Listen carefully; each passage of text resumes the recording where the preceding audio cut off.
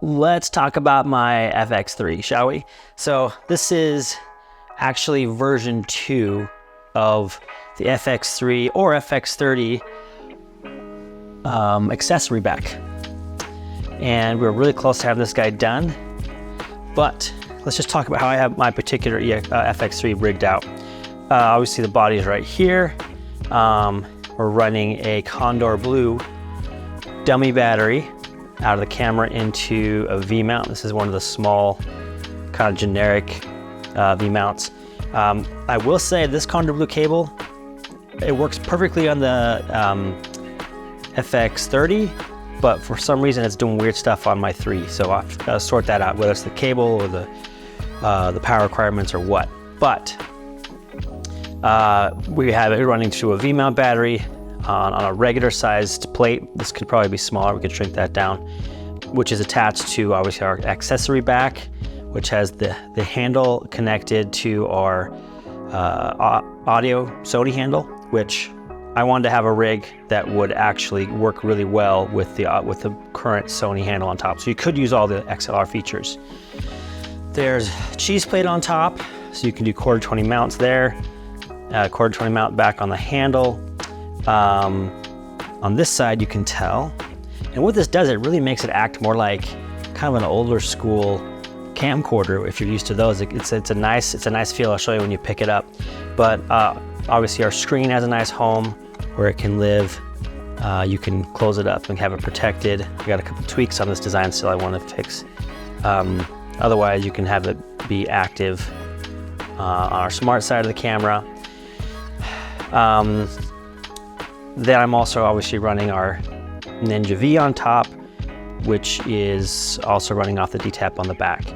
Now here's the cool thing, what I was going for when I designed this back was to make the camera more, you could build it out better, because I like having this small EX3, but, sorry, FX3, I always call it EX3 because I'm old school.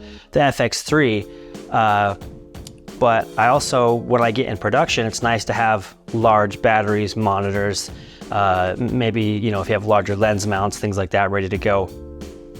So what I want to do is I wanted to have a lens or a accessory back that you could mount stuff on that made the camera more functional, and you weren't worried about, you know, 1,000 different little things on your rails. And so what I did is I started off with just mounting all of this stuff. I wanted it to be really simple.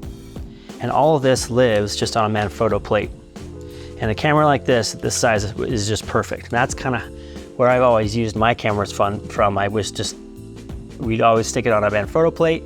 That way you could rig it into whatever rails and things like that. So actually, let me show you here. So this is my rails system, which you can put a follow focus on, different matte boxes if you need to.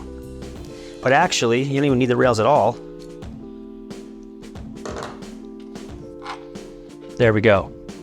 This, I love the idea of this. And if I was gonna strip it down, let's strip it down even more, just kind of keep it easier to see. So if we're gonna remove this stuff out of the way, you can have access to the bottom still.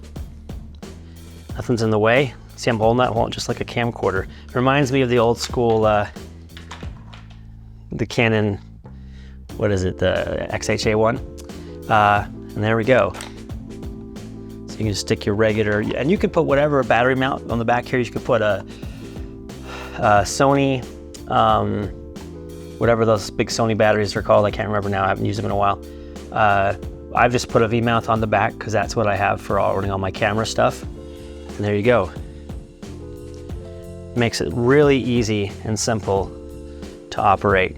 Now, this side right now is just open, ready for other accessories. I'm working on putting either a D-tap breakout cable in there, which can be run off of our battery plate, HDMI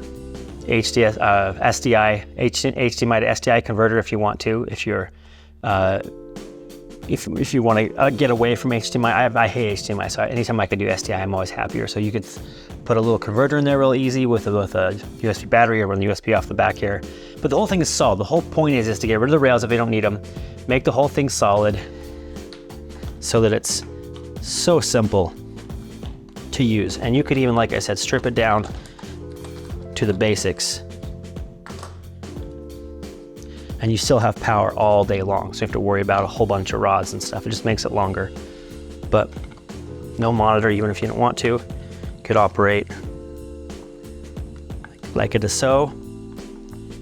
I just have my HDMI locked down so it's not going anywhere.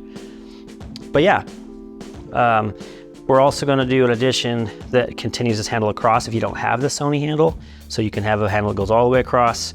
Again, that makes the camera one big solid unit. Very light, easy to use. So there you go. There's the initial look at the battle-tested accessory back for the Fx3 and Fx30 cameras. Let's just build her back up real quick while we're here. So there we go. Oh, actually, you know, here, see? No rails, no problem. Stick it back on. Off you go. Whoops. Whoops. There we go. Power for days. I got another bigger battery around here somewhere, but yep.